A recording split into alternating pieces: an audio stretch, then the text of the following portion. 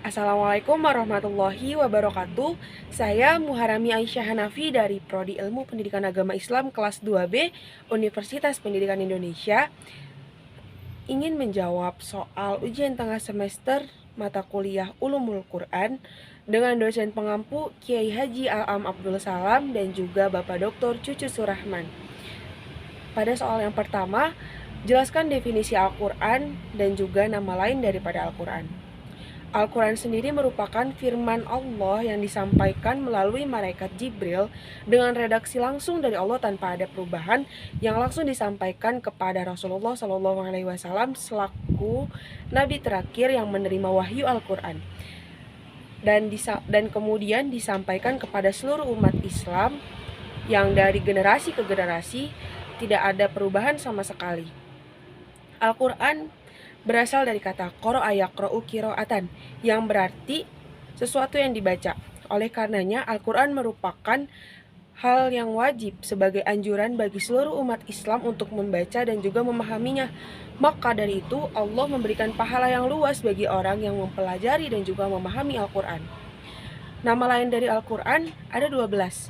Yang pertama ada Alkitab yang berarti tidak ada keraguan. Yang kedua ada An-Nur yang berarti cahaya. Yang ketiga ada Al-Dzikr yang berarti pemberi peringatan. Yang keempat ada Al-Burhan yaitu bukti kebenaran. Yang kelima ada Al-Haq yaitu kebenaran. Yang keenam ada Al-Busyra yaitu berita gembira. Yang ketujuh ada Asyifa yaitu sebagai obat. Yang kedelapan ada Al-Huda sebagai petunjuk. Yang kesembilan ada Al-Furqan sebagai pembeda. Yang ke-10 ada Ar-Ruh yaitu ruh. Yang ke-11 ada Ar-Rahmah yaitu rahmat.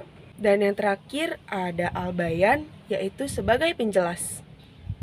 Yang nomor kedua, apa yang dimaksud wahyu dan juga bagaimana proses turunnya wahyu kepada Rasulullah SAW.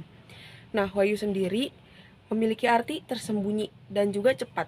Nah, maknanya wahyu adalah informasi yang sampai secara diam-diam dan juga tersembunyi dan juga secara kilat ataupun cepat kepada orang-orang pilihan Allah. Salah satunya adalah Rasulullah SAW. Nah, bagaimana proses turunnya wahyu kepada beliau? Yaitu ketika usia beliau menginjak 40 tahun telah muncul tanda-tanda kenabian pada diri beliau. Ketika beliau umur 40 tahun itu beliau uzlah yaitu mengasingkan diri di Gua Hiro tepatnya di Jabal Nur. Beliau hanya berbekalkan akan roti gandum saja dan di sana beliau memikirkan umatnya yang telah banyak kekacauan dan juga banyak kerusakan di umat-umatnya. Beliau melakukan uzlah di Gua Hira tersebut selama bulan Ramadan sehingga mulai tampak tanda-tanda kenabian lainnya yaitu seperti datangnya mimpi-mimpi kepada Rasulullah yang biasa disebut ar-ru'yah as-sholihah. Tanda-tanda ini semakin jelas yaitu mimpi-mimpi ini berlangsung selama 6 bulan lamanya. Dan ketika sampai pada uzlah di tahun ketiga, yang tepatnya di bulan Ramadan, Rasulullah menakdirkan wahyu pertama kepada beliau yang disampaikan melalui malaikat Jibril. Yang tepatnya pula ini terjadi di bulan Ramadan, yaitu turunnya surah Al-Alaq ayat 1 sampai dengan ayat 5. Pada soal nomor 2, jelaskan proses pengumpulan dan kodifikasi Al-Quran pada masa Abu Bakar dan juga Utsman bin Affan. Nah, ketika masa Abu Bakar, yaitu tulisan Al-Quran masih ada di pelepah kurma, masih ada di tulang-tulang dan juga di berbagai macam, jadi belum terkumpul dalam satu mushaf. Nah, sehingga pada akhirnya Rasulullah wafat, terjadilah kekacauan, yaitu banyaknya pertentangan daripada umat-umat Rasulullah dikarenakan Rasulullah telah tiada, jadi tidak ada lagi yang bisa mendamaikan umat-umat. Sehingga banyak timbul kekacauan dan juga saat itu pula Abu Bakar telah diangkatnya sebagai khalifah pengganti Rasulullah. Karenanya muncullah berbagai pertentangan daripada umat yang menghadirkan perang Yamamah. Nah, dalam perang ini banyak penghafal Al-Quran yang gugur, yang sehingga menumbuhkan pendapat Umar bin Khattab yang mendesak Abu Bakar untuk segera mengumpulkan Al-Quran dalam satu mushaf. Dikarenakan Sedikitnya para penghafal karena telah gugur di perang Yamamah, sehingga pada masa Abu Bakar dikumpulkanlah Al-Quran dalam satu mushaf.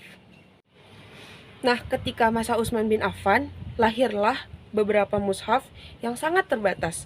Mushaf ini dinamakan dengan Mushaf Utsmani ataupun Al-Imam. Nah, yang mengusulkan pembukuan mushaf ini adalah sahabat yang bernama Huzaifah. Beliau berkata, "Selamatkanlah umat Islam sebelum mereka terpecah perihal kata-kata Yahudi ataupun Nasrani."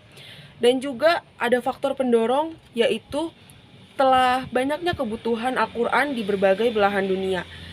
Nah, ketika masa Utsman ini tidak hanya di Arab yang membutuhkan Al-Quran segera diperbanyak, melainkan di berbagai negara minoritas seperti negara barat ataupun negara lainnya yang membutuhkan banyak Al-Quran untuk bisa lebih meluas dan dipahami oleh seluruh umat Islam dimanapun mereka berada.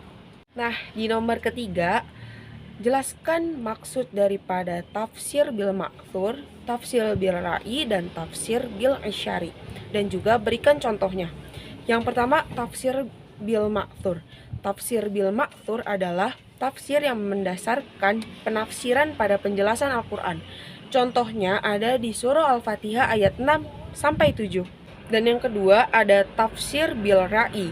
Tafsir bil ra'i ini adalah tafsir yang mendasarkan penafsiran pada penjelasan daripada pendapat para mufasir. Contohnya di surah Al-Isra ayat 72 terdapat kata a'ma yang memiliki arti buta.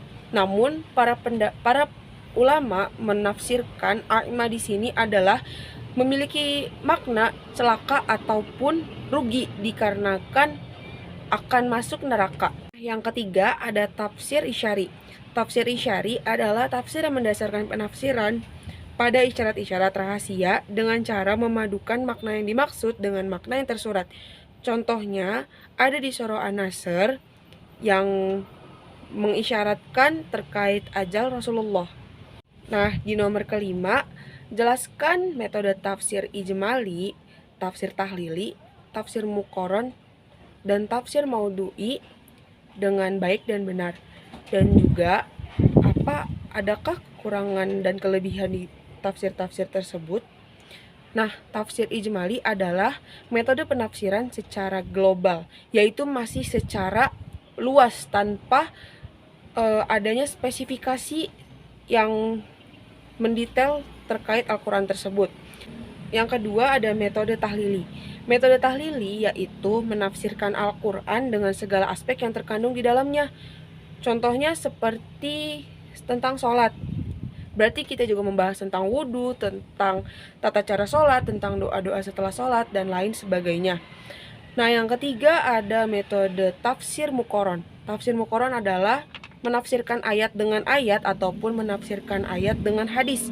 Jadi ketika ada ayat yang mendukung tentang ayat satu sebelumnya, maka bisa ditafsirkan dengan ayat selanjutnya. Begitupun dengan hadis, ketika ada ayat yang ada penjelasannya di hadis, maka hadis tersebut bisa untuk menjelaskan ayat Al-Quran yang pertama tadi. Dan yang keempat ada metode tafsir maudhu'i, yaitu menafsirkan ayat Al-Quran terkait tema dan juga pokok bahasan yang ada di dalamnya. Yaitu ketika kita menafsirkan ayat Al-Quran, dilihat dulu tema tentang ayat Al-Quran dari sebelum-sebelumnya apa.